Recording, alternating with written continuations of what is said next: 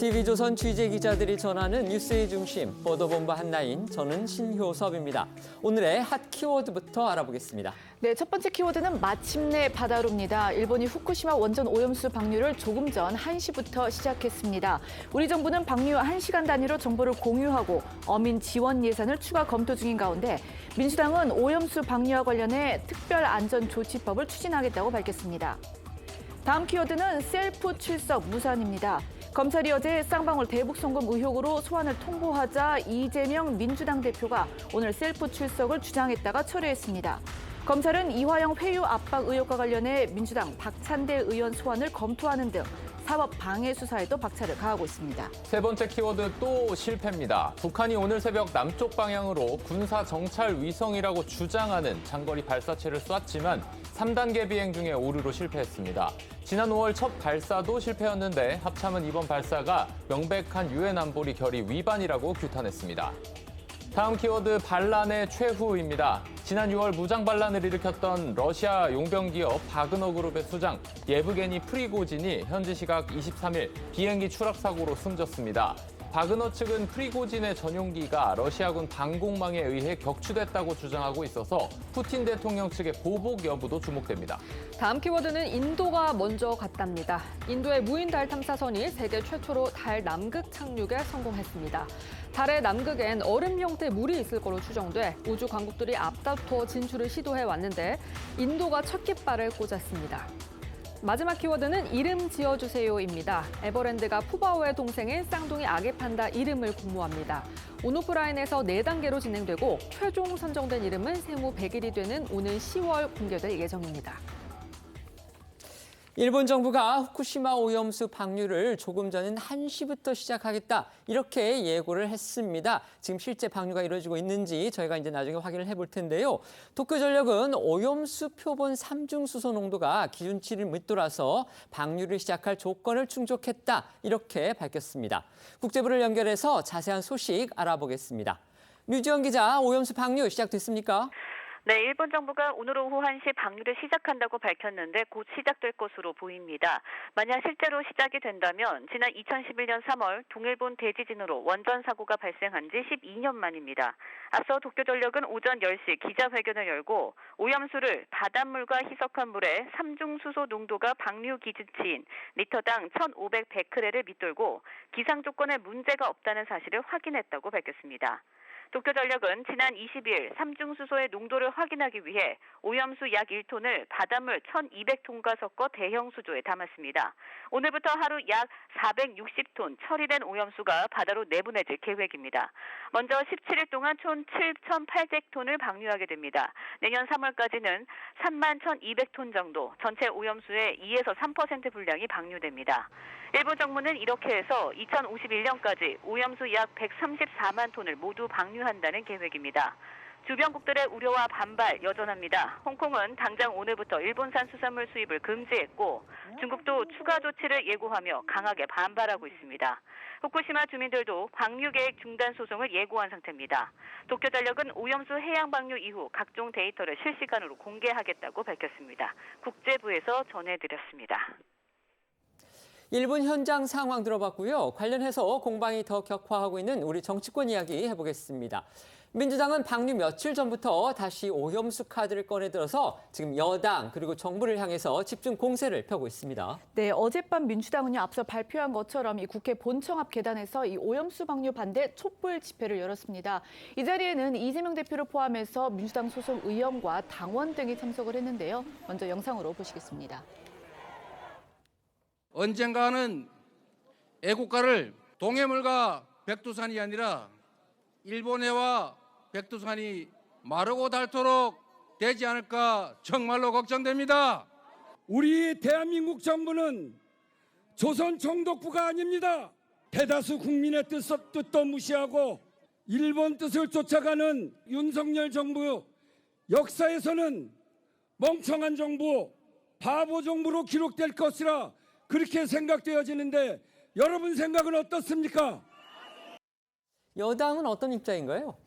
네, 오늘 국민의힘 최고위원회의에서는 어제 열린 민주당 촛불 집회에 대해서 민생을 파탄내는 반국가적 행위라며 비판의 목소리가 쏟아졌는데요. 직접 듣고 오시죠. 민주당이 어제 저녁 후쿠시마 오염수 방류를 저지한다면서 국회에서 촛불을 들었습니다. 민의의 전당을 괴담의 전당으로 만드는 민주당의 한심한 행태는 광우병 괴담의 대자비입니다. 혁신위가 파행에 이르고 당 대표에 대한 사법 리스크로 내부 장악력이 흔들리자 기껏 선택한 탈출구가 묻지마 반일 선동입니다. 사실상의 우리 수산물 불매운동과 다름없습니다. 여야의 오염수 공방은 어제 열린 국회 외교통일위에서도 불붙었습니다. 네, 어제 국회 외통위는 좀 시작부터 삐걱대는 모습이었는데요. 애초에 회의가 오전 10시에 개의가 될 예정이었는데 민주당이 오염수 방류 반대 피켓을 들고 나오면서 여당과 야당 의원들의 신경전이 벌어졌습니다. 결국 1시간 늦게 회의가 시작이 됐지만 또다시 30분도 채우지 못하고 정회가 되기도 해서 그야말로 오염수 정쟁터를 방불케 했습니다. 외통위에 출석한 박진 외교부 장관은 국민이 불안감을 느끼지 않도록 과학적, 객관적 데이터를 투명하게 제공할 것이라면서 일본으로부터 방류 1시간 단위로 정보를 공유하는 체계를 마련해놨다. 이렇게 정부의 입장을 전했습니다.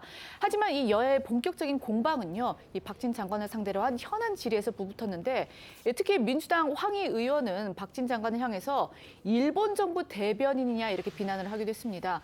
그리고 국민의힘 하태경 의원이 지난 6월 부산 해운대를 찾았던 이재명 대표의 발언을 언급하면서 일본 이웃나라 중 회를 먹지 말라고 선동하는 정당은 민주당밖에 없다 이렇게 주장을 하니까 이 민주당 의원들이 가짜 뉴스다 이렇게 하면서 거세게 반발하기도 했는데요. 어제 외통위 상황 보시겠습니다.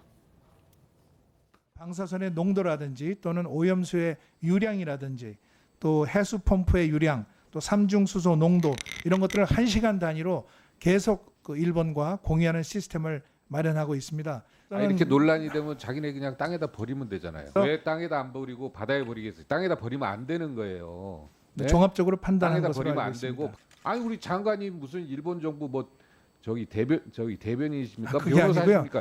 아시아 태평양 지역의 일본의 이웃 나라들 중에서 회 먹지 말라고 선동하는 정당은 대한민국의 민주당 하나밖에 없더라. 이 괴담이 아니라 6월 3일 이재명 민주당 대표께서 그것도 제 지역구인 해운대에 와서 회 먹지 말라고 그 검색해 보세요. 검색해 보세요. 가짜 뉴스 아니. 내가 읽어 드릴게요. 부산 해운대는 수많은 사람이 찾아와 즐기는 아름다운 바다입니다. 그런데 오염된 바다라면 누가 찾겠습니까? 우리의 맛 좋은 해산물은 누가 찾겠습니까? 이게 이재명 대표 한 말이에요. 언제 먹지 말라고 했어? 언제 먹지 말라고 했어? 똑같은 말이잖아. 민주당은 계속해서 장외투쟁을 예고하면서 총력전을 다하는 그런 모양새죠. 네, 민주당은 오늘 긴급 의원총회를 열고 오염수 방류 규탄하는 목소리를 냈는데요.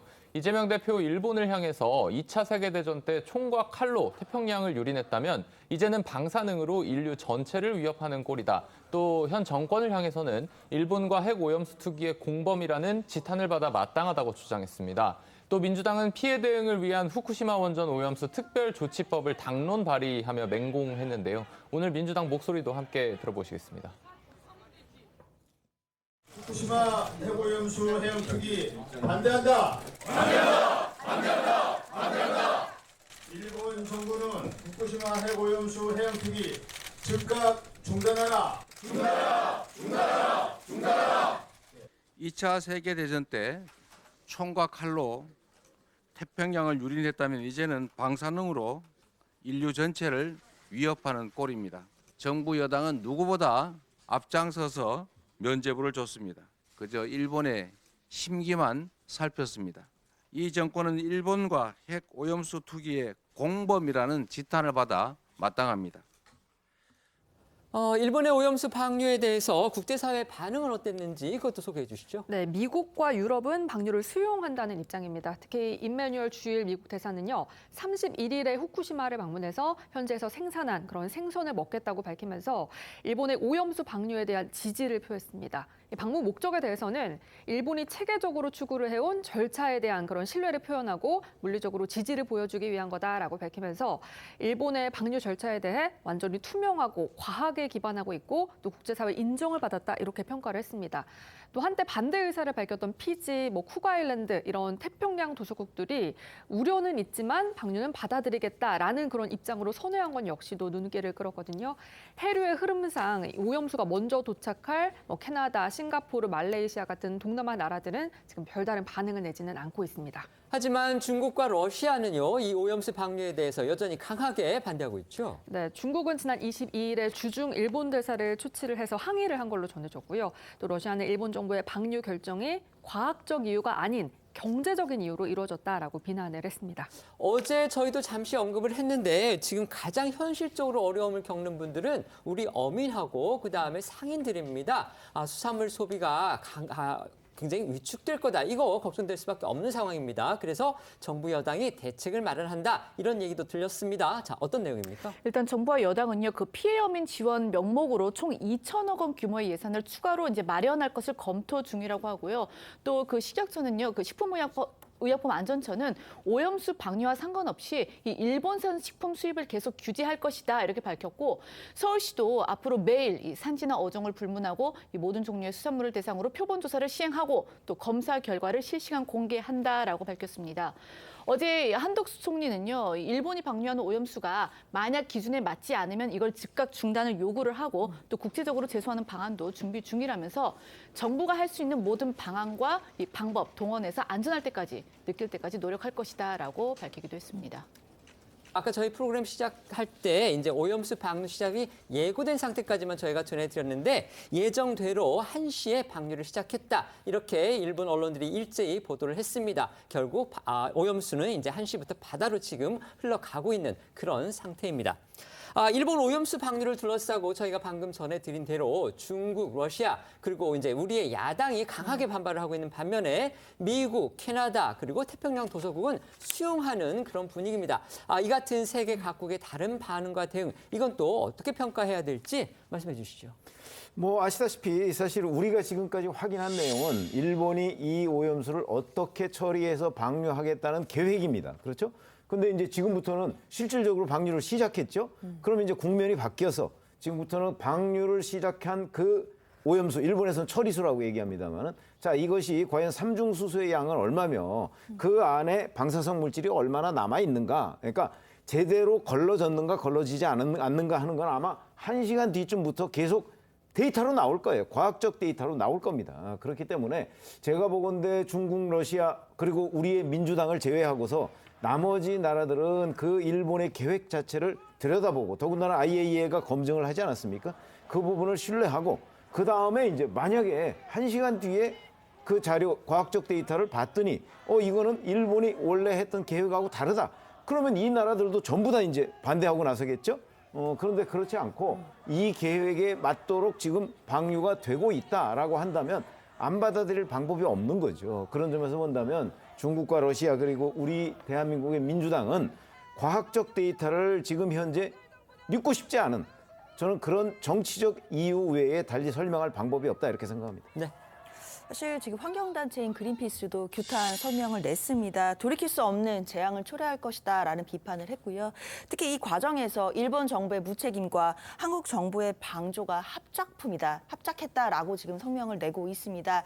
사실 환경단체인 그린피스가 보기에도 이번 후쿠시마 오염수 방류 결정은 앞으로 30년간 최소 이어진다라고 하고 있습니다. 환경에 미칠 영향이라든지 그리고 생물학적으로 과연 최종 그 먹이사슬의 가장 상위에 있는 인간에게 과연 30년 동안 어떤 영향을 미치게 될지 사실 인류가 가보지 않은 길이기 때문에요. 아무도 알지 못하는 상황입니다.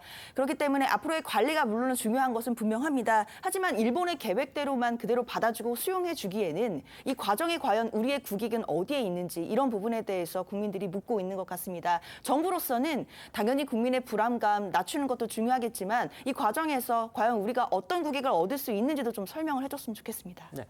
민주당 장외투쟁의 열심인데요. 내부적으로는 이 사법 리스크 고민이 또 큽니다. 이재명 대표 어제 쌍방울 대북 송금 사건으로 5번째 검찰 소환조사 통보받았는데요. 출두 날짜를 두고서 지금 검찰 측하고 날선 신경전 있었습니다. 사실 이제 어제 오후에 이 검찰이 쌍방울 대북 송금 의혹과 관련해서 이재명 대표에게 다음 주 수요일 그러니까 30일에 출석해 조사를 받으라고 그 통보한 사실이 알려졌거든요. 이제 이재명 대표 같은 경우에는 지난 17일이죠. 이 백현동 의혹으로 소환 조사를 받은 후에 이번에도 이제 소환이 되면 이달 들어서만 2번째 소환이 되고 뭐 앞서서 대장동, 성남 FC 등을 다 포함을 하면 5번째 소환 통보인 셈입니다. 이 검찰은 혐의를 이렇게 보고 있습니다. 쌍방울이 경기도와 이 대표를 대신해서 이 스마트팜 사업 500만 달러 그리고 방북비 300만 달러를 북한에 대신 내줬고 이걸 이 대표도 알았다고 보고 이 대표에게 제3자 이 뇌물죄를 적용해서 피의자로 입건을 한 건데요. 물론 이제 이 대표는 여기에 대해서 정치검찰의 조작 수사다 이렇게 맞서고 있는 상황입니다. 그런데 이재명 대표 검찰의 소환 요구가 공개된 직후에 다음 주에는 시간이 없다. 당장 내일 오전, 그러니까 오늘이죠. 조사를 받으러 가겠다 이렇게 나섰습니다. 박성준 민주당 대변인의 목소리부터 들어보시죠. 이재명 대표는 쌍방울 사건 관련 조사에 당당히 응하겠다. 검찰은 다음 주에 조사를 희망하고 있지만 당무 등으로 전혀 시간을 낼 수 없다. 내일 오전에 바로 조사받으러 가겠다는 입장을 밝혔습니다. 일정이 협의가 된 건가요? 검찰에서 일방적으로 이제 출석을 통보한 것 같으니까 이재명 대표께서 지금 말씀하신 대로 내일 오전에 바로 조사받으러 가겠다 이렇게 입장을 밝혔다는 내용입니다. 자, 그러니까 검찰도 일방적으로 출석을 통보하지 않았냐. 그러니까 이 대표 본인도 다음 주는 바쁘니까 당장 가겠다 이런 주장을 한 겁니다. 소환 조사를 마쳐야 영장 청구가 가능한 그런 수순이기 때문에 출두 시기는 곧장 영장 청구 시기로 연결될 수밖에 없습니다. 결국 이 대표 측은 가능한 빨리 조사하고 빨리 영장도 쳐라. 지금 이런 의도로 보입니다. 이 대표 측은 이 검찰이 8월 임시국회 종료 하루 전인 30일로 이 소환 조사 날짜를 잡았다면서 이건 다음 달 1일에 시작하는 정기국회 때 영장을 청구하겠다는 뜻 아니냐 이렇게 말을 했고요. 때문에 소환 조사 시기를 앞당긴 거다라고 했습니다. 저희도 몇 차례 전해드렸는데요. 정기국회의 경우에는 회기 중단이 불가능하기 때문에 구속영장의 청구가 되면 반드시 이 본회의에서 체포동의안 표결을 거쳐야 하는데요. 이 체포안이 통과가 되면 이 대표에 대한 정치적 타격이 체포안이 반대로 통과되지 않으면 방탄 비판 그리고 친명 비명 간의 당 내용이 예상이 되기 때문에 이걸 피하겠다라는 겁니다. 그런 사정을 이미 민주당도 잘 알고 있기 때문에 이 대표도 그렇고 그다음에 친명계를 중심으로 한 민주당 인사들도 그렇고 일찌감치 정기국회 회기 내의 영장 청구는 민주당 분열을 노린 정치 공작적 행태다 이렇게 비난해 왔던 겁니다. 하지만 검찰이요 오늘 출석하겠다는 이 대표 뜻 사실상 거부했습니다. 그러니까 검찰은 지금 뭐 진행 중인 수사 재판 일정 등을 고려해서 이제 이재명 대표 측에다가 유선과 서면으로 30일 출석을 요구를 했다. 그러니까 그 일정에 따라서 이제 조사를 진행할 계획이다 이렇게 밝혔거든요. 결국 이제 검찰이 오늘 출석하겠다는 이 대표의 요구를 거부를 하니까 이 대표 측에서도 오늘 출석은 철회를 했습니다. 이 대표는 어제 이 기자들의 관련 질문에 대해서 별다른 답을 하지는 않았고요. 오늘은 이 검찰의 정치 공작을 다시 한번 강조하는 한편 다음 주에는 도저히 시간을 내기 어렵다 이렇게도 말을 했는데요. 어제 오늘 이 대표의 목소리 들어보시겠습니다.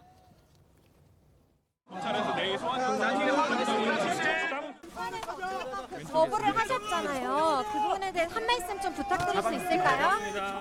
네, 이런 터무니없는 얘기들을 가지고 정말 소설을 쓰고 있는데 국가 권력을 남용하는 것이고 정치 공작이다 그렇게 생각합니다. 어제 이제 수원지검에서 저녁쯤에 이제 대표님 말씀에 대해서 뭐 일정대로 하겠다 이렇게 돼 있었는데 이런 거에 대해서 또 하실 말씀이 있으신지요?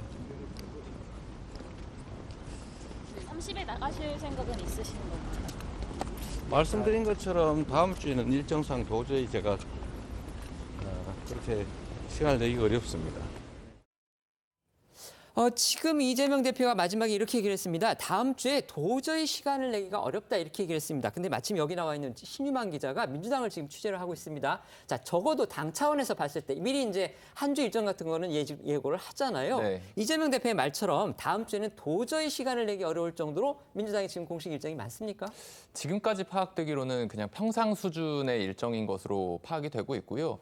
이 조사를 못 받으러 가려고 하면은 뭐 지방을 내려간다든지 그런 일정이 부분이 있어야 할 텐데 그런 쪽으로는 파악되지 않고 있습니다. 물론 이제 이재명 대표가 개인적으로 이제 외부에 공개하지 않고서 자기가 세우고 있는 어떤 일정의 계획 같은 건 있을 수 있었지만 어쨌든지 간에 이 대표가 저렇게 다음 주에는 도저히 시간 낼 수 없다 이렇게 이제 얘기를 하고 있기 때문에 검찰이 요구하고 있는 다음 주 수요일 그러니까 30일 소환 조사도 예정대로 진행될지는 아직 미지수다 이렇게 볼 수 있겠군요. 그렇습니다. 앵커께서 아까 말씀하신 대로 30일 날에 소환 조사를 굽히지 않고 있는 검찰을 겨냥해서 민주당에서 비판이 쏟아지고 있는데요.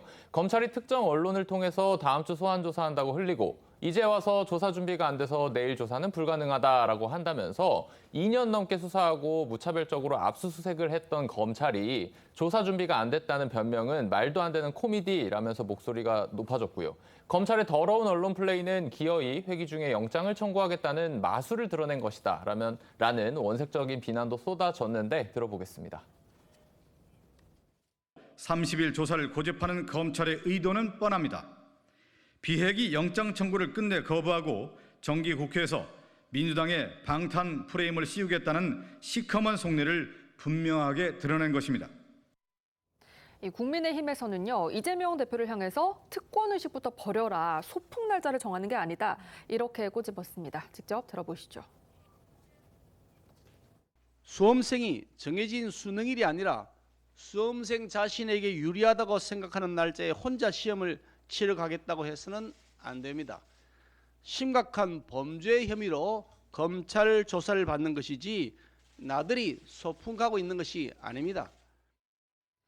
또 국민의힘에서는 앞서 이 돈봉투 의혹으로 검찰에 자진 출석했던 송영길 전 민주당 대표를 언급을 하기도 했습니다. 송 전 대표는 뭐 다 아시다시피 검찰이 소환 조사 날짜 주지도 않았는데 나 조사하라 이러면서 2번이나 경찰청을 찾아갔죠. 이를 두고서 일부에서 이거 셀프 출석 아니냐 이런 비판까지 나왔습니다. 이제는 그 표현이 이재명 대표에게 간 건데요. 국민의힘에서는 송 전 대표에 이어서 이재명 대표도 셀프 출석을 시도했다 이렇게 비판을 했습니다. 이 검찰의 소환 조사 일시를 마음대로 정하는 것은 평범한 일반 국민은 상상조차 하기 어려운데 민주당 전 현직 대표들에게는 그것이 마치 당연한 특권인 것처럼 착각하고 있는 것 아니냐라는 겁니다. 이 관련해서 지난 5월이죠. 이 검찰의 소환 통보가 없었음에도 자진 출석을 했던 송영길 전 대표의 모습도 영상으로 보시겠습니다. 한 번 살다 죽는 목숨입니다. 인생은 새홍치마입니다. 비겁하게 살지 않겠습니다. 주변 사람 대신 저 송영길을 구속시켜 주시기를 바랍니다. 대한민국 검찰을 어떻게 믿을 수가 있습니까? 모든 것을 저보다가 별건 수사를 하고 없는 것도 만들어서 하는 검찰 아닙니까? 이처럼 쌍방울 대북 송금 의혹 관련 이 대표 소환 일시를 두고 검찰과 이 대표 측의 신경전이 고조되고 있는 가운데 검찰은 이 대표 측의 사법방해 의혹 관련 수사에도 본격적으로 나서는 분위기입니다. 관련해서 저희 TV조선이 이제 단독 보도를 하면서 처음으로 알려진 그런 의혹이죠. 바로 이화영 전 부지사의 측근과 만났던 민주당 박찬대 최고위원 측한테 검찰이 나와라, 조사받아라 이렇게 통보했다는 그런 보도도 나왔습니다. 네, 지난달에 이 대표 측근인 박찬대 최고위원이 이화영 전 부지사의 측근을 만났고 그 자리에서 이 전 부지사 부인과 전화통화도 했었다라는 보도도 있었죠. 박 최고위원이 이 전 부지사 측근에게 당이 도울 수 있는 것은 돕겠다라고 말한 것으로도 알려졌었는데요. 검찰은 이런 일련의 상황들을 사법방해다라고 판단하고 있고요. 박찬대 최고위원 측의 이 사법방해 의혹과 관련해서 출석해 조사받으라고 통보했다고 합니다. 이 박찬대 최고위원은요, 앞서 한 라디오 인터뷰에서 이화영 전 부지사 측근과 만났고 이 전 부지사 아내를 바꿔줘서 통화를 한 것도 사실이지만 이 회유와 압박은 말이 안 된다 이렇게 주장을 했었거든요. 직접 들어보겠습니다. 이화영 전 부지사의 직위와 만난 것은 사실인데요. 저랑 대화하다 말고 전화가 오니까 받으셨던 것 같은데 갑자기 저를 바꿔주시더라고요. 그래서 받아보니까 상대방이 누군지 모르고 받았는데 이화영 전 부지사의 부인이셨어요. 우연히 바꿔진 전화 통화를 통해 가지고 회유와 압박이 있을 수는 없는 거고요. 네, 또 박찬대 최고위원은 오늘 이 민주당 검찰 독재정치탄압대책위 공동위원장 자격으로 이 쌍방울 대북송금 관련 검찰 수사를 비판하는 그런 기자회견을 열었는데요. 정작 자신에 대한 소환 통보를 묻는 질문에는 통보를 받은 적이 없다고 했습니다. 직접 들어보시죠. 현재 수원지검의 쌍방울 수사는 최소한의 일관성조차 상실했고 수사를 하면 할수록 조작의 냄새만 더욱 짙어지고 있습니다. 돈을 주게 된 과정, 돈 준 시점, 장소, 돈 받은 사람 등 가장 기본적인 사실관계조차 오락가락 뒤죽박죽 엉망진창입니다. 조작 수사로 점철된 검찰의 직권남용 범죄에 대한 고발을 검토하고 나아가 언론에 뿌려대는 공무상 비밀 누설에 대해서도 고발을 검토하겠습니다. 통보 못 받았습니다. 어떤 혐의로 그럼 소환 조사를 검토하고 있는지 보십니까? 그렇죠. 네.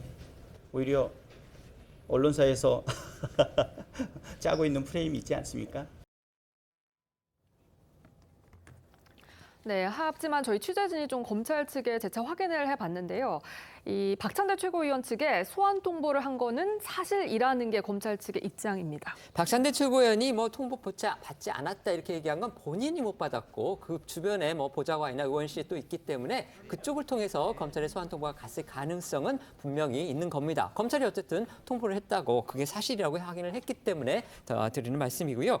검찰은 이제 박찬대 최고위원이 만났던 그 이화영 전 부지사의 측근도 피의자 신분으로 불러서 조사했다고 하죠. 그 측근이란 사람은 그 이화영 전 부지사의 최측근인 이 민주당 경기 용인갑 지역위원장 직무대행 이우일 씨인데 이제 그제 검찰이 이 이우일 씨를 피의자 신분으로 불러서 조사를 한 겁니다. 이 씨는 저희가 앞서도 이제 설명을 해드린 대로 지난달 이 박찬대 최고위원과 만났고 그 자리에서 이 전 부지사의 부인과 이 통화를 연결시켜줬다는 의혹을 받고 있는 그 인물입니다. 검찰은 이 사건을 이렇게 보고 있죠. 그러니까 박 최고위원과 이 씨의 만남 후에 이 전 부지사 부인이 검찰의 회유와 압박을 주장한 탄원서를 냈고 또 이 전 부지사 변론을 줄곧 맡아왔던 변호인단에 대한 해임 신고서도 제출을 하면서 결국 이 전 부지사 재판이 공전을 거듭했다 이렇게 보고 있는 겁니다.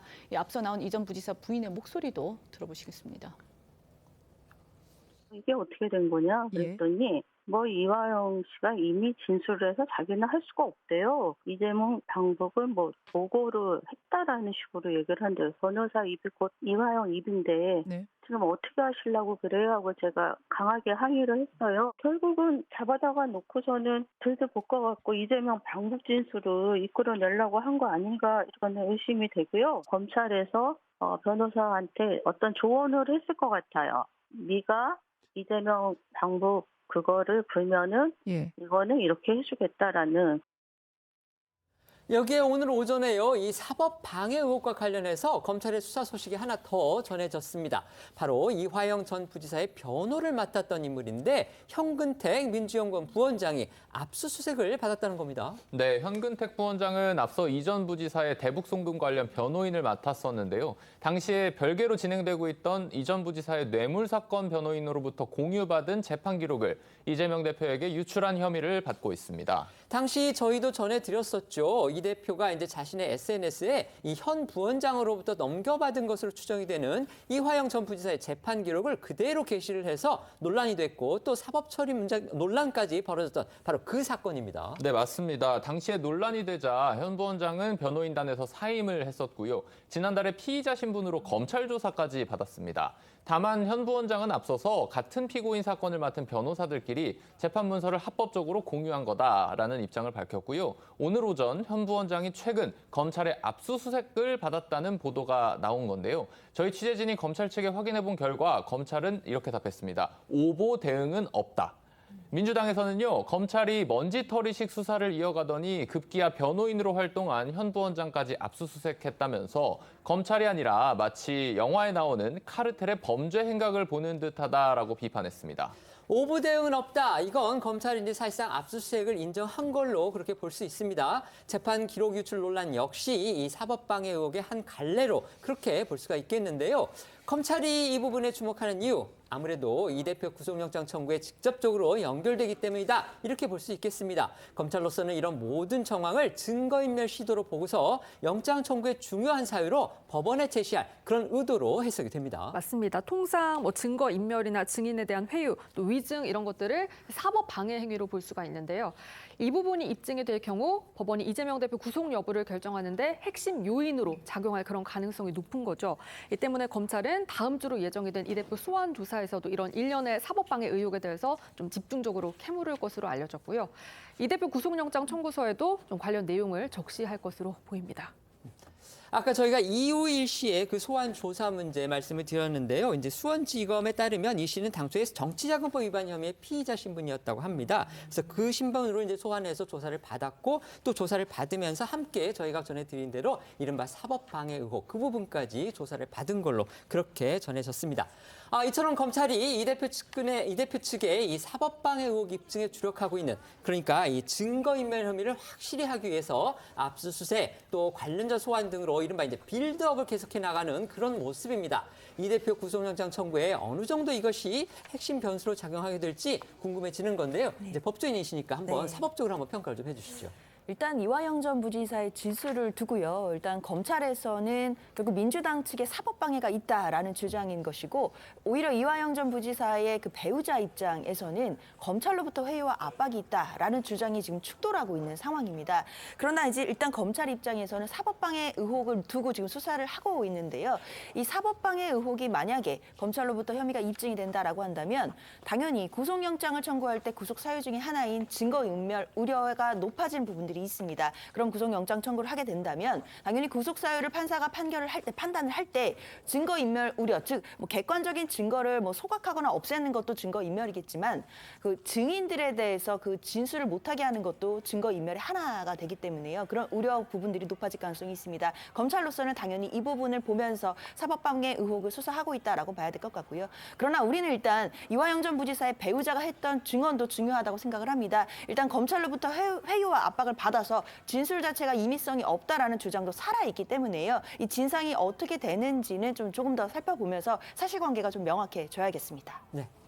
검찰의 시각은 지금 말씀하신 거하고 이제 완전히 다른 얘기죠. 무슨 얘기냐면 이재명 대표의 최측근이라는 박찬대 최고위원이 이화영 전 부지사의 40년 직이라는 이우희 씨를 만났다는 그 자체를 회유의 의도가 있다고 보고 있는 거고요. 그다음에 이런 일련의 과정은 전부 다 이재명 대표 측이 이화영 전 부지사가 검찰에서 했던 쌍방울이 그 방북 비용을 대납했다는 이 진술을 뒤집기 위한 시도로 보고 있습니다. 그러면 그 진술을 뒤집기 위한 것은 이미 그거는 증거인멸에 들어갔다고 보는 것이고 그 정점에 이재명 대표가 컨트롤 타워 역할을 하고 있다고 검찰이 지금 보고 있기 때문에 이재명 대표를 부르기 전에 이우일 씨나 아니면 심지어는 이화영 전 부지사 부인도 부를 가능성도 있고요. 그래서 이런 역할을 했던 박찬대 최고위원 물론이고 역할을 했던 사람들을 다 불러서 사실은 이 사람들이 어떤 연결고리에 의해서 이 이화영 그 진술 뒤집기를 시도했는가 그것이 곧 재판방해 아닌가 하는 부분을 들여다본 다음에 이재명 대표를 이제 부르기로 한 거죠. 그런 점에서 본다면 이런 것들이 어떤 연결고리를 찾는데 지금 이번 주는 주력을 하고 아마 그 다음에 이재명 대표를 불러서 이 사법방해 의혹도 함께 물어볼 걸로 이렇게 예상이 됩니다. 네. 이재명 대표는요, 검찰뿐만이 아니고 국민권익위원회 조사도 받게 됐습니다. 부인 김혜경 씨의 법인카드 유용 의혹과 관련해서 제보자의 신고를 받은 권익위가요, 이 대표의 부패 행위 여부에 대한 조사에 공식 착수했다. 이런 소식 들려왔습니다. 네, 권익위가 이재명 대표를 공직자 부패 행위로 신고한 전 경기도 공무원 A 씨의 이 추가 폭로에 대한 조사에 착수를 했습니다. 저희도 지금 여러 차례 전해드리고 있는데 앞서 A 씨는 직접 경험을 한 걸 토대로 해서 자신이 이 대표 자택에 이불을 세탁을 했고 이 대표가 자택에서 먹는 아침 식사, 제수용품, 집안 집기류 이런 것들 모두 법인카드로 구입을 했다. 심지어는 이 대표가 사용하는 샴푸를 사려고 서울 청담동 일대로 심부름을 가기도 했다. 이런 주장을 했거든요. 이 대표가 경기지사였을 당시 법인카드 유용 혹은 지시 혹은 묵인을 했다라고 주장을 하면서 권익위 이 대표를 공직자 부패 행위로 신고를 했습니다. A 씨의 신고를 접수한 권익위는 지난 22일에 이 부패 심사과의 사건을 배정하고 담당자를 지정해서 정식 조사에 착수를 한 것으로 알려졌습니다.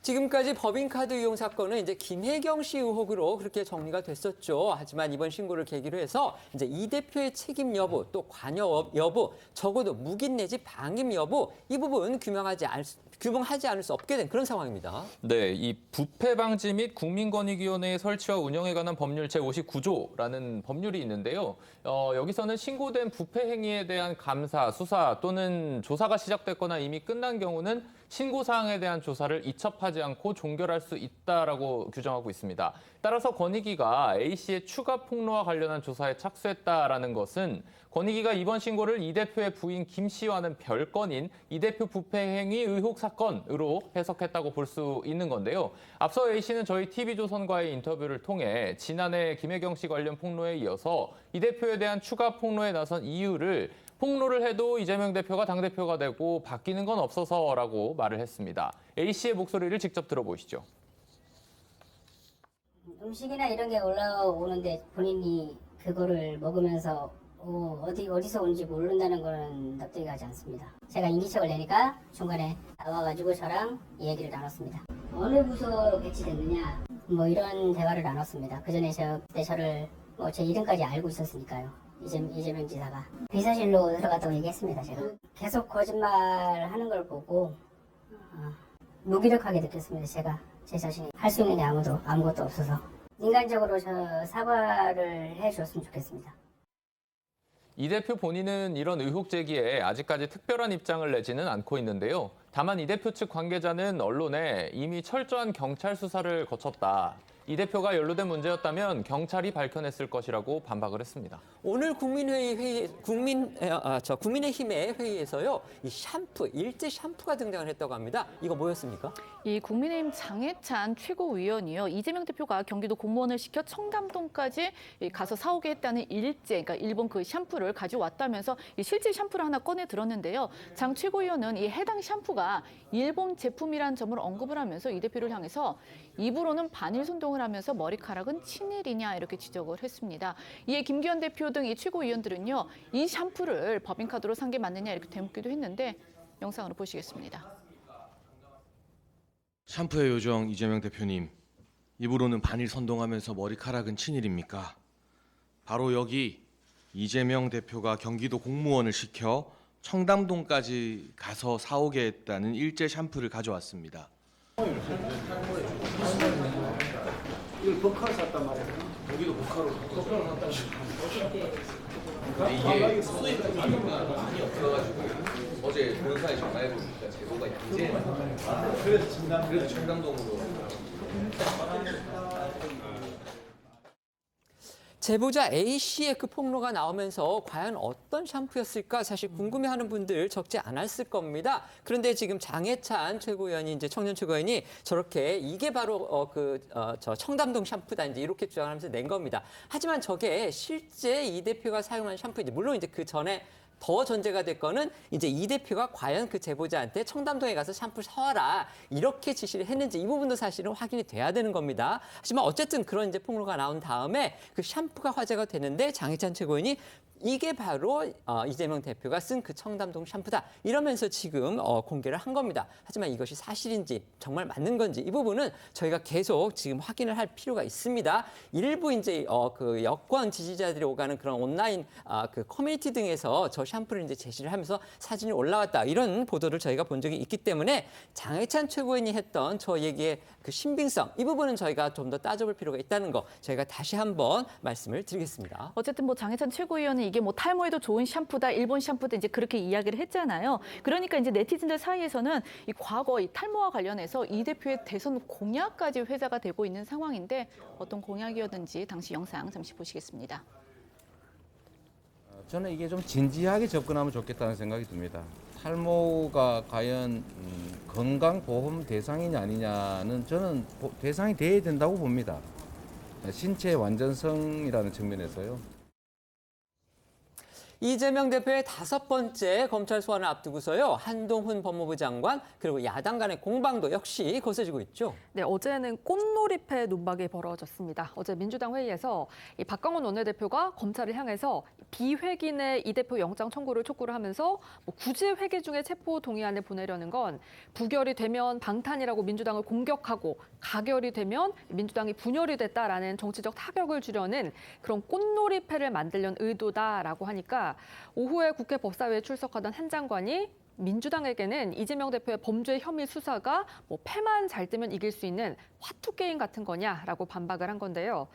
또 한 장관은 앞서 민주당 박찬대 의원이 이 대표 체포 영장 청구를 가정해서 아주 당당하게 부결표를 던질 거다라고 한 것에 대해서도 누구도 민주당의 억지로 불체포 특권을 포기하라고 강요한 적이 없다라고 받아쳤습니다. 들어보겠습니다. 기획에 영장을 청구하라고 요구했더니 정부 여당이 쇼핑하듯이 영장 청구를 요구한다며 비난합니다. 그야말로 바둑에서 말하는 꽃놀이패를 만들려는 의도임을 국민들은 이미 알고 있습니다. 꽃놀이패라는 말을 제가 들었는데 민주당에게는 이재명 의원의 범죄 혐의 수사가 패만 잘 뜨면 이길 수 있는 또 화투게임 같은 거일지는 모르겠습니다만 이건 성남 시민에게 현실적으로 대단히 큰 피해를 준 범죄 혐의에 대한 수사라고 말씀드리겠습니다. 만약에 회계 중에 이걸 친다라고 하면 저는 개인적으로 이것은 정당한 영장 청구라고 절대 인정하지 않고 있기 때문에 저는 아주 당당하게 저는 부결표를 던질 거거든요. 누구도 민주당에게 억지로 불체포 특권을 포기하라고 강요한 적이 없습니다. 자기가 했던 약속을 아무 이유 없이 뒤집는 걸 상식적인 대한민국 국민들은 당당하다고 표현하지 않고 뻔뻔하다고 표현하죠. 오늘 아침 들으셨듯이 한동훈 그 법무부 장관이 어제 저렇게 이제 꽃놀이패라는 얘기와 관련해서 이제 화투 게임이다 이런 얘기를 하니까 오늘요 그 박광원 원내대표가 다시 한번 얘기를 했습니다. 꽃놀이패라는 얘기는 바둑에서 쓰는 얘기지 화투 게임에서 쓰는 얘기 아니다. 한 장관 잘 알고서 얘기해라 이렇게 얘기해서 저희도 한번 찾아봤거든요. 그랬더니 정말 꽃놀이패라는 말은 바둑에서 쓰는 그런 용어였습니다. 정말 말로는 누구도 이길 수가 없을 것 같다는 한 장관이 모처럼 실수를 하지 않았나 그런 생각이 들기는 합니다. 한 장관과 여당 의원들의 공방 장외에서뿐만이 아니고요. 국회 법사위 회의에서도 지금 며칠째 계속되고 있습니다. 네, 특히 검찰 특활비 의혹과 관련해서 민주당 박용진 의원과 한동훈 장관의 공방 연일 이어지고 있습니다. 지난 21일 박 의원이 과거 검찰 특활비가 떡값으로 지급됐다라는 뉴스타파 보도를 바탕으로 의혹을 제기하다가 법사위 예산 삭감까지 언급해서 분위기가 격해졌다는 소식 저희도 전해드렸는데요. 그날 회의에서 박 의원의 발언이 뒤늦게 논란이 되고 있습니다. 박용진 의원의 발언 시간이 초과돼서 이 마이크가 꺼진 상태에서요. 이 나온 발언 그렇기 때문에 잘 들리지가 않았었던 거죠. 그런데 한동훈 장관이 되물으면서 그 발언이 주목이 됐고 언론들도 지금 일제히 보도한 겁니다. 네, 일각에서는 한 장관이 의도적으로 잘 들리지 않았던 박 의원의 말을 부각시키려는 목적으로 되물은 것이 아니냐라는 해석까지 나왔는데요. 그날 법사위 상황 어떤 말 나왔는지 함께 보고 오시죠. 꾸준히 특활비가 경력금, 떡값 등으로 쓰이고 있다라고 하는 보도가 있었습니다. 2018년에 뉴스타파에서 위원님에 대해서 100만 원을 가지고 이중 청구한 거 있지 않습니까? 집행 내역이 무더기 누락이라든지 지금 검찰에서 얘기하는 건 그런 게 아닙니다. 들어보세요. 백지 영수 중에 문제가 지적이 되고 있는 국민의 세금을 빼먹었다. 이런 정도 얘기가 되려면 모욕적인 얘기라고 생각합니다.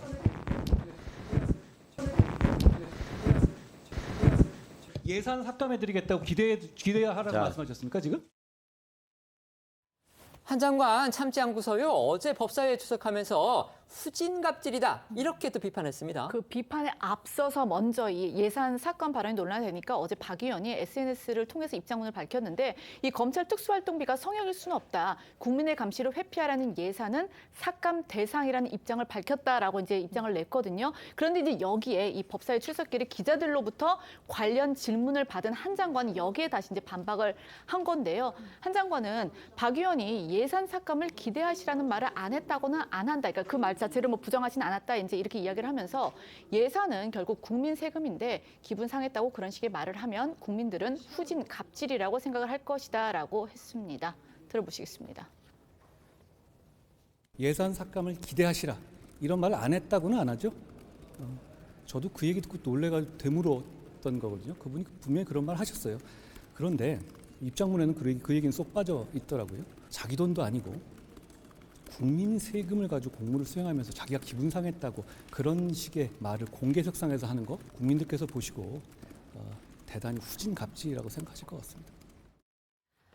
네, 한 장관의 이런 비판에 박 의원도 재반박에 나섰거든요. 박 의원은 입장문에서 예산 집행 투명성을 요구하고 문제 예산 삭감하겠다라는 게 국회의원의 갑질이다라는 한 장관의 인식이 어이가 없다면서 국회를 향한 키보드 배틀식의 말싸움에는 기가 찬다라고도 했고요.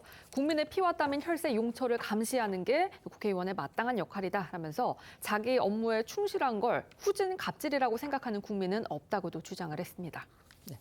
아까 제가 그 한동훈 장관의 꽃놀이패 화투 관련 발언 지적한 사람이 박광원 원내대표라고 말씀드렸는데 오늘 그거를 지적한 사람은 이소영 대변인이 박광원 원내대표의 말을 갖다가 전하는 식으로 해가지고 그 한동훈 장관에 대해서 뭔가 좀 경고하는 그런 얘기를 언론에 대해서 발표를 했습니다.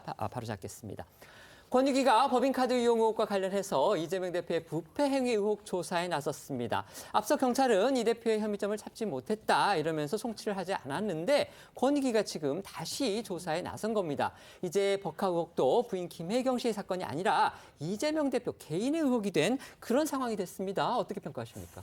그렇습니다. 일단 보도에 따르면 권익위에서 사건을 배정하고 담당 조사관도 지정을 했다라고 나오고 있거든요. 그렇다면 권익위에서 정식으로 조사에 착수했다라고 볼 수밖에 없을 것이고 이번 공익신고의 어떤 대상 자체가 이재명 대표를 직접 겨냥하고 있기 때문에요. 권익위에서는 이 내용을 조사를 하게 될 것으로 보입니다. 그러면 이제 말씀드린 것처럼 법인카드 이용과 관련해서는 지금 현재 수사기관에서 김혜경 씨에 대한 것 그리고 배모 공무원에 대해서도 계속 수사 중인 상황들이 있는데요. 그것과는 별도로 이재명 대표에 대해서 권익위 차원에서 들여다볼 수 있게 되었다라는 것을 뜻합니다. 물론 이제 권익위가 뭐 수사기관만큼의 뭐 강제 수사력을 동원해서 수사할 수 있는 기관은 아니지만 적어도 어떤 부패 부분이라든지 공익신고 부분에 대해서는 나름 전문성을 갖고 수사를 하는 또는 조사를 하는 기관이기 때문에요. 앞으로 내놓을 조사 결과를 좀 들여다봐야겠고 그리고 결국 수사기관에서 결국 이것을 어떻게 바라볼 것인지 이런 부분이 좀 더 중요하다라고 하겠습니다. 지금 권익위의 구성이 완전히 달라지지 않았습니까? 이제 네, 김홍일 권익위원장이 새로 취임을 했고요. 그렇죠. 그다음에 그 전에 이미 이제 부위원장에 또 윤석열 대통령하고 상당히 뜻을 잘하는 네. 분들이 갔다 이런 지금 평가가 나오고 있기 때문에 네. 이 권익위 조사도 상당히 만만치 않을 것으로 그렇게 예상도 됩니다. 지금 김홍일 권익위원장이 아시다시피 중수부장 출신입니다. 대검 중수부장이요. 대검 중수부장 출신이고 지금 없어졌지만 그리고 이제 부위원장을 비롯해서 권익위 구성이 완전하게 다 윤석열 정부 사람으로 바뀌었기 때문에 아마 이 수사도 물론 공익제보자인 A씨의 그 신고로 시작된 조사이겠지만 그렇다고 해서 결코 간단한 조사가 되지는 않을 것이다. 근데 문제는 전에 경찰 조사에서는 연결고리가 확인되지 않았다 이런 그 표현을 썼었거든요. 근데 이 연결고리는 사실은 이재명 당시 경기도지사하고 그다음에 그 배모 공무원하고 그 사이에 총무과 의전팀에 있었기 때문에 그 사이에 뭐 총무과장, 기획관리실장 있을 거거든요. 이 사람들만 잘 조사했으면 이 사람들이 이 배모 공무원이 뭐 초밥 뭐 10인분에 뭐 샌드위치 30인분 이런 거 법인카드로 다 긋고 다닐 때 그거 아무렇지도 않다 그러고 사인을 해줬을까요 과연?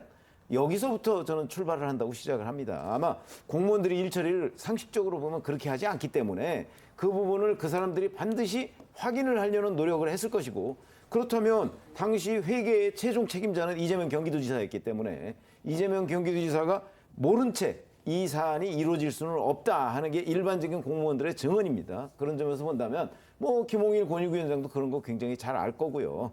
그렇기 때문에 아마 경찰이 그냥 수사했던 그 방식하고 지금 권익위 수사 물론 강제성은 없다고 하지만 아마 좀 차원이 다를 것으로 예상이 됩니다. 네. 해외 뉴스 한번 살펴볼 텐데요. 오늘 러시아에서 주목할 만한 뉴스가 나왔습니다. 영상 먼저 보시죠.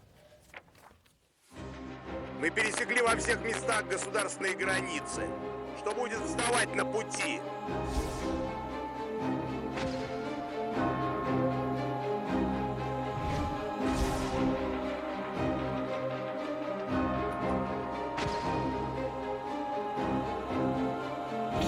Кто готовил вооруженный мятеж, встал на путь шантажа и террористических методов, понесут неименуемое наказание.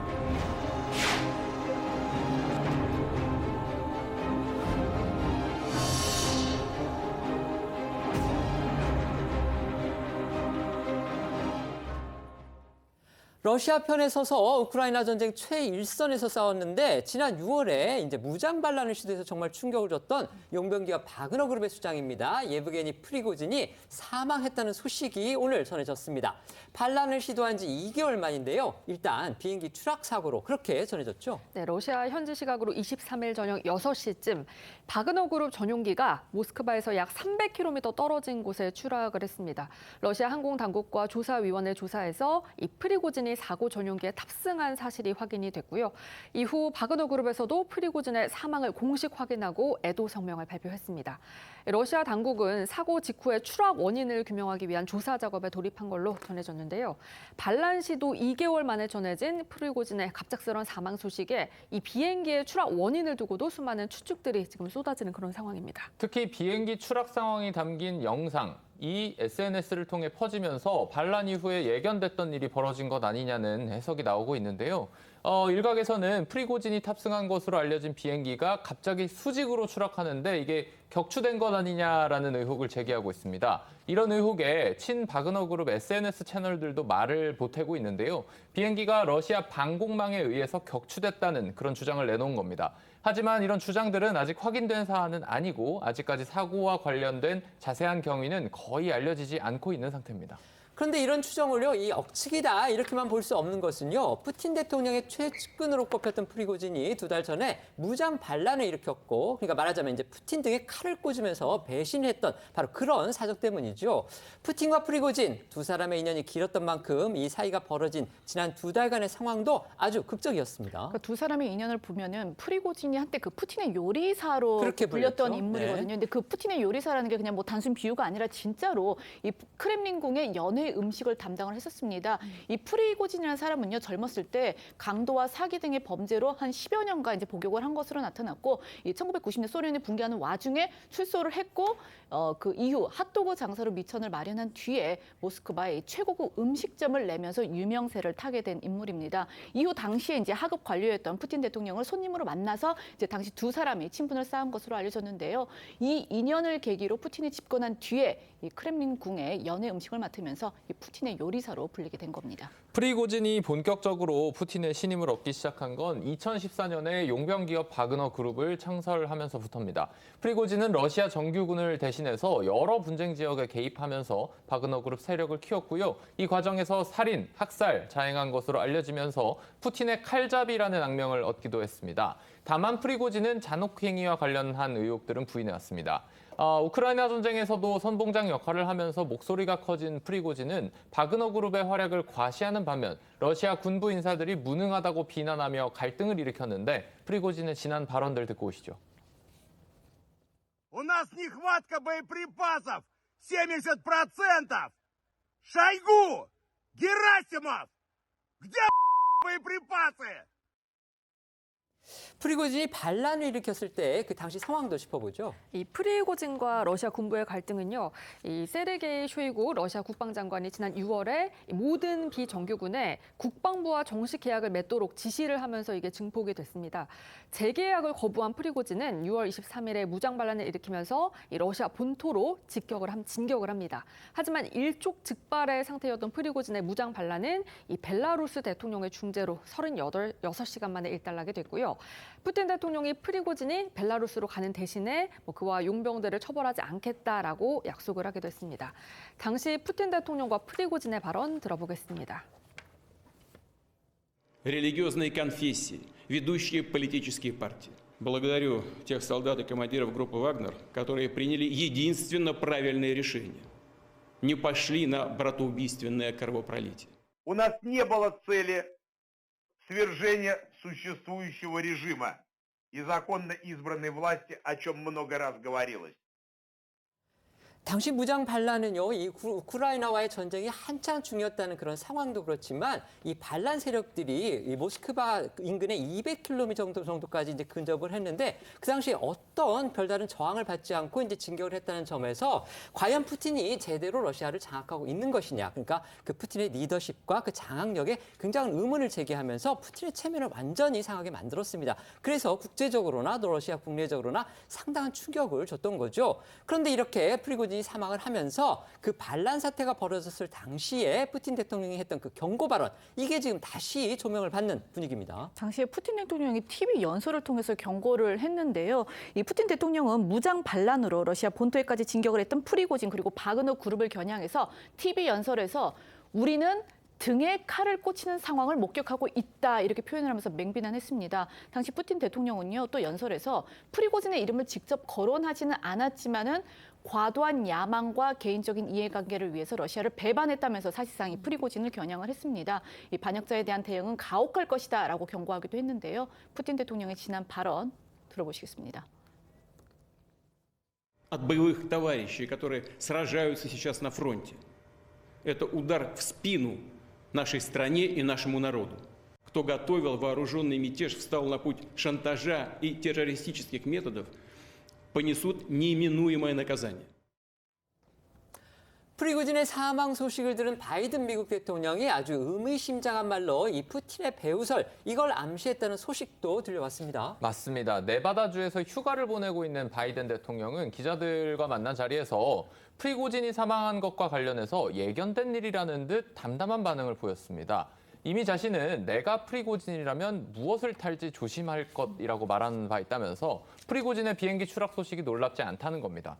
또 푸틴 대통령이 배우라고 보는지를 묻는 기자 질문에는 거의 인정하는 듯한 발언을 하면서도 답을 알 만큼 충분히 알지는 못한다고 단서를 달기도 했는데 관련 발언 듣고 오시죠.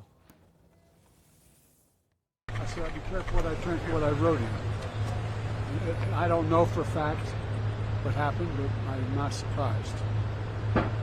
Do you believe? There's not much that happens when Russia is not behind. 실제로 무장 반란을 시도한 이후에요. 이 프리고진의 신변에 위협이 있을 거다 이런 관측 끊이지 않았던 게 사실이죠. 네, 이 푸틴 대통령으로부터 반역자라는 낙인이 찍힌 만큼 이 암살 위협을 받을 거다 이런 예측들이 나온 바 있거든요. 지난 6월에는 미국 상원 의원이 프리고진은 벨라루스에서 창문이 없는 호텔에서 머물고 있다면서 암살 시도를 두려워하고 있다라고 주장을 하기도 했었습니다. 프리고진이 건물 추락사를 우려해서 이 창문 없는 방에 묵고 있다는 겁니다. 이전에도 푸틴의 반기를 들었던 인사들이 이제 의문사한 사례가 좀 한두 차례가 아니었습니다. 그래서 이번 프리고진의 사망 소식에 대해서 의혹의 시선 커지는 건 당연해 보입니다. 2006년으로 가보겠습니다. 홍차 독살 사건이라는 게 있었는데요. 아주 대표적인 사건이라고 합니다. 영국으로 망명한 전직 러시아 연방 보안국 요원이 호텔에서 전 동료가 전해준 홍차를 마시고 숨진 그런 사건입니다. 같은 해 10월 7일에는 야권 지도자가 자택으로 가는 아파트 계단에서 총에 맞아 숨진 채 발견되기도 했었고요.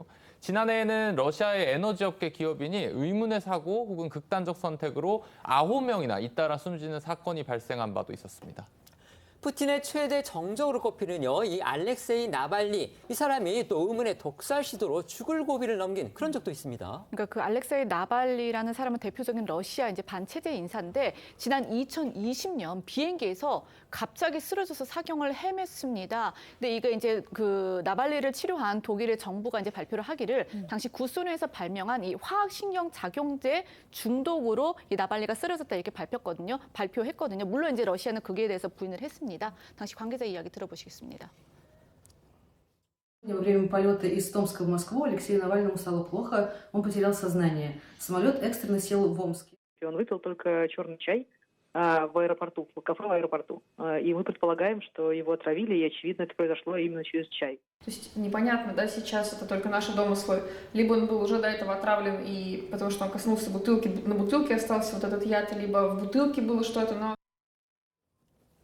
지난 6월이었습니다. 우크라이나 전쟁 와중에 무장 반란을 시도해서 정말 전 세계에 충격을 줬던 이 러시아 용병 바그너 그룹의 수장인 프리고진이 숨졌습니다. 푸틴의 보복설 지금 나오고 있고 가장 정보에 밝다고 할 수 있는 바이든 미국 대통령이 적극적으로 이걸 부인하지 않으면서 오히려 이제 암살설이 지금 확산되는 그런 양상입니다. 어떻게 보십니까? 그러니까 바이든 대통령의 설명에 저는 모든 답이 있다고 생각합니다. 물론 바이든 대통령도 어떤 증거도 가지고 있지 않죠. 뭐 기껏해야 이제 아마 뭐 외부에서 어떤 그 여러 가지 정보 시스템 같은 걸로 감지를 했을 정도일 텐데 그거 가지고 뭐 저격을 했는지 뭐 실제 뭐 피격을 당한 것인지 뭐 이런 부분은 알 수가 없을 텐데 다만 이제 그 암살설 이 부분에 관해서 또 뭐 그게 아니다 이렇게 명확하게 얘기한 것도 아니고 그리고 지금까지의 과정을 보면 사실은 이 푸틴 대통령이 그동안에 경고해놓은 말도 있고 뭐 이런 것들을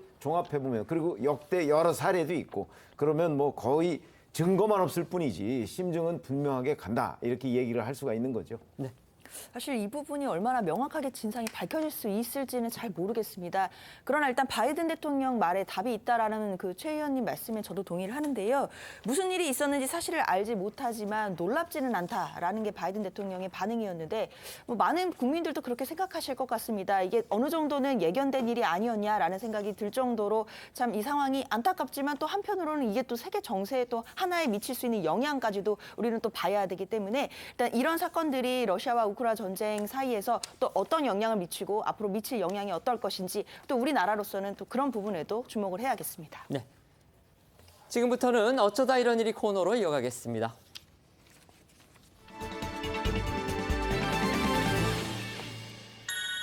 첫 번째는요, 이번엔 머그샷입니다. 서울 관악구 등산로 성폭행 살인 사건의 피의자 신상. 얼굴 어제 공개됐습니다. 네, 이름은 최윤종, 나이는 1993년생 30살입니다. 30살입니다. 경찰은 어제 오후 이 신상공개위원회를 열고 피해의 중대성과 연이은 범죄에 따른 국민 불안 등을 고려해서 최 씨의 신상을 공개한다고 밝혔습니다. 이 신상 공개와 함께 최윤종의 지금 얼굴을 정확히 볼 수 있는 이른바 머그샷도 공개가 됐습니다. 이 머그샷이 공개가 된 거는요, 2021년이죠. 이 성폭행 피해자의 어머니를 살해한 뒤에 무기징역을 확정받은 이석준 이후 두 번째입니다. 이번 머그샷 공개는요, 최윤종이 동의를 해서 이루어졌다고 합니다. 이제 머그샷이 공개가 돼서 현재의 얼굴은 저희가 이제 잘 알게 되는데 또 아쉬운 부분도 있다는 지적이 나옵니다. 얼굴 위주기 때문에 체격이라든지 그다음에 신체의 특징 이런 것을 알 수 없기 때문에 또 한계가 있어 보인다 이런 지적입니다. 이 해외에서는 피해자 동의가 없이도 체포가 되면 직후에 정면, 측면이 찍혀 있는 그런 머그샷을 공개를 합니다. 이름이 적힌 표식판, 또 키를 알 수 있게끔 이 눈금 배경에 찍힌 사진도 공개가 되는데요. 하지만 보셨듯이 어제 공개된 최윤종의 사진은 거의 신분증 사진과 비슷한 정면 사진 한 장만 공개가 됐거든요.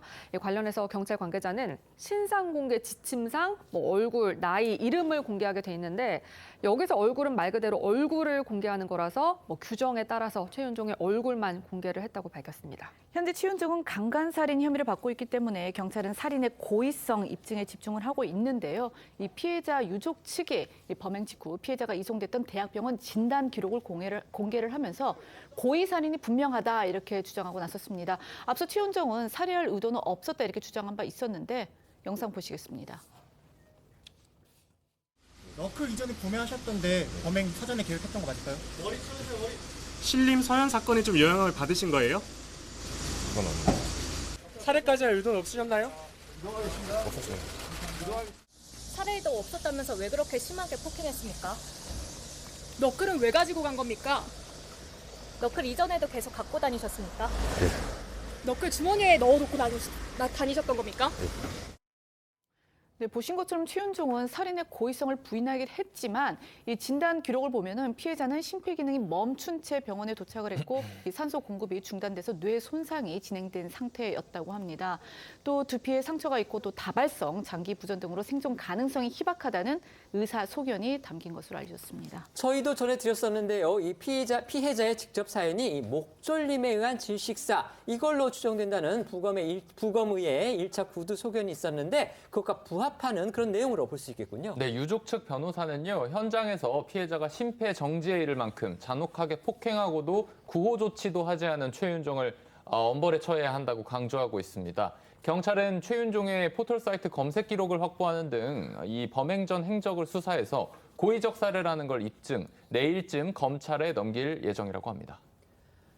최근 이딴 이른바 이제 묻지마 범죄가 벌어졌습니다. 하지만 그 범인들의 이제 신상이 공개가 되면서도 이른바 그 사람이 과연 현재 어떤 상태인지를 보여주는 얼굴이라든지 이런 부분이 공개가 되지 않았고 특히 체포된 직후에 촬영하는 머그샷이 전혀 공개가 되지 않아서 여론의 좀 비판, 불만이 고조되는 상황이었는데 이번에 그 관악구 등산로의 성폭행 살인범의 경우에는 얼굴이 공개가 됐습니다. 그런데 이것 역시도 뭔가 좀 부족하지 않느냐 이런 또 지적들이 나오고 있습니다. 변호사 입장에서는 어떻게 평가하십니까?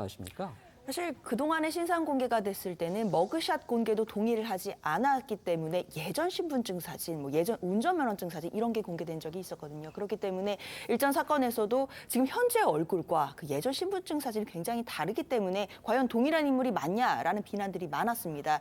그렇기 때문에 외국처럼 우리도 머그샷을 제대로 공개를 해야 된다라는 이제 국민적인 공감대가 있는 것이고 관련된 법안도 지금 국회에 발의가 되어 있습니다.